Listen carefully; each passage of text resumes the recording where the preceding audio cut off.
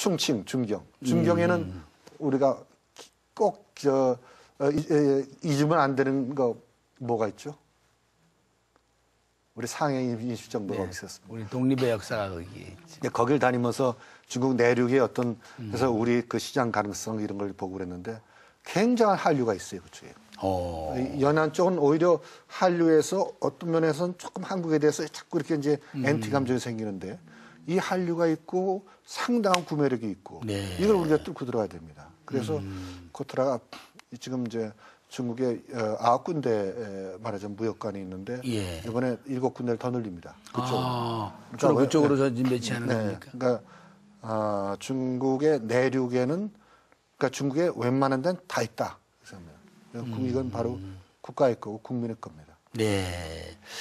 이 신흥국들도 여러 모양으로 지금 뭐 성장하고 변모해 가고 있습니다만 뭐 인도도 있고 브라질도 있고 멕시코도 있고 또 그런가 하면 터키 등도 있고 이거 좀 어떻게 잘 저희들이 함께 그 이끌어 나가는 입장에서 어떤 전략이 필요하겠습니까? 신흥국은 기회와 위험 부담이 같이 공존하는 데입니다. 예. 신흥국이 왜 기회냐? 각자 개별적으로 보면은 물론 뭐 터키라든지 조금 이렇게 좀 잘 사는 그 나라들도 있지만 반면에 국민소도 충분 안 되는 나라 많거든요. 네. 많지만 왜 신흥국이 기회가 있냐면은 신흥국은 젊은 인구가 있다. 젊은 소비 계층이 있기 때문에 미래가 밝다는 거죠. 그러니까 그 해외 자본이 그쪽으로 집중적으로 투자가 되는 겁니다. 투자가 돼서 그 가능성이 있는데 반면에 아직 산업이 기반이 잡히지가 않았어요. 그러니까 굉장히 불안 요인이 있다. 예를 들면 최근에 동남아시아에서 많은 투자가 왔다. 그 동남아시아 쪽에 인플레가 심하니까 일시에 돈이 다 빠졌지 않습니까?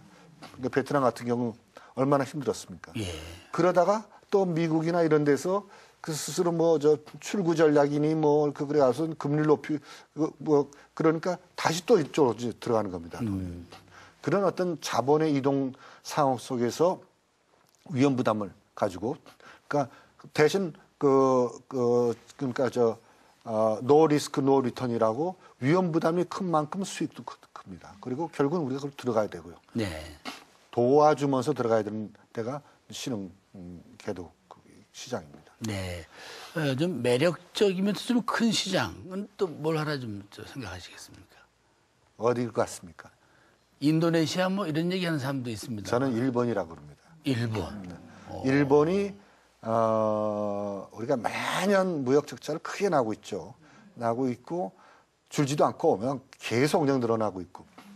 근데 지금까지 우리가 일본에 판 거는 뭐 일본에서 자체적으로 충당하다 부족한 철판이라든지 반도체라든지 이런 거지.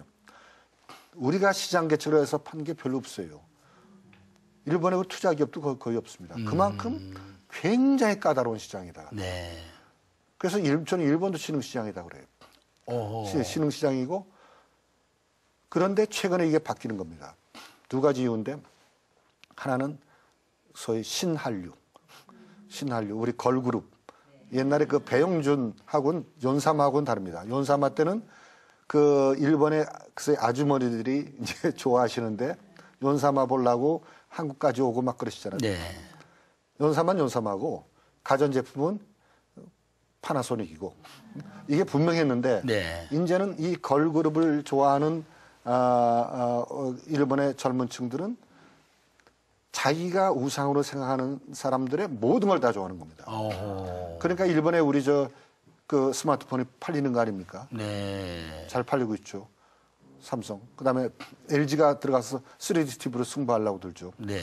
이게 하나 있고 두 번째는 일본의 이제 이 관서 지역 특히 후쿠오카라든지 이쪽 이제 좀 남쪽 지역 같으면 예. 그 공업지대에서 부품이나 장비를 조달받는 게 일본의 어느 지역보다는 한국의 남쪽 창원 울산에서 받는 게 훨씬 싸요. 오히려. 네. 네. 왜냐하면 여기에 내해나 다름없거든요. 딴 데는 산맥을 넘어야 되고 물류 코스트가 얼마나 비쌉니까 내륙에. 그 육상이. 예. 근데 우리는 100길로 굉장히 싸요. 그다음에 우리 품질도 좋습니다. 그다음에 자기들 엔화가 비싸다 보니까 그리고 또 이제 개방형 이제 그 사업 구조를 가져가다 보니까 한국의 그 생산재죠. 부품 소재 장비를 사는 겁니다. 이런 것들이 막 생기면서 이번 1사분기에 그 일본이 저렇게 어려운 상황 속에서도 한국이 일본 수출이 54%가 늘었어요. 급격히 늘었군요. 네. 이런 게 분명히 새로운 트렌드가 지금 일어나고 있는데 네. 모르겠습니다. 지금 일본의 그 참 우리가 굉장히 이럴 때는 지금 뭐 계산하지 말고 일본의 어려움을 도와주고 그래야 될 것 같은데요. 예, 네. 괜히 뭐 수입선을 바꾼다든지 저 그러지 말라고 그냥 많이 다니면서 기업한테 이야기하는데 예. 어떻게 될지 모르겠지만은 이 지진과 쓰나미 어떻게 될지 모르지만은 현재까지 트렌드는 일본 한번 공략해 볼 필요가 있다. 네. 굉장히 우리한테는 새로운 매력이 있는 신흥시장이다.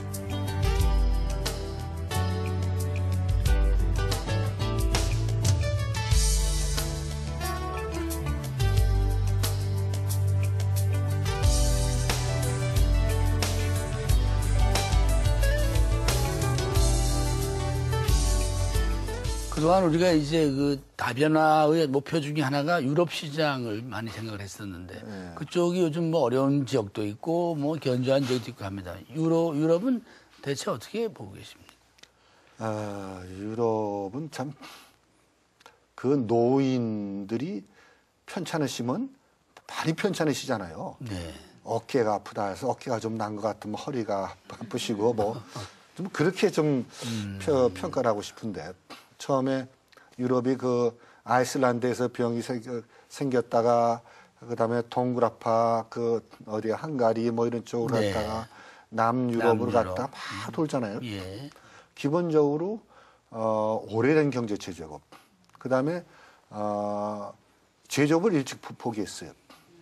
일찍 포기하고 대부분 금융이나 서비스업 위주로 하고 아니면 조상을 잘 만나서 관광 자원을 가지고 이제 그 주요 수입원을 한다든지 그렇게 실제 생산을 해서 그걸 팔아서 돈을 버는 이런 산업 체제는 뭐 독일이라든지 북구라든지 지금 전혀 끄떡없는 나라 이런 나라들이 이제 중심이었고 네. 그러니까 양극화가 됐는데 그게 그 소위 그 유로화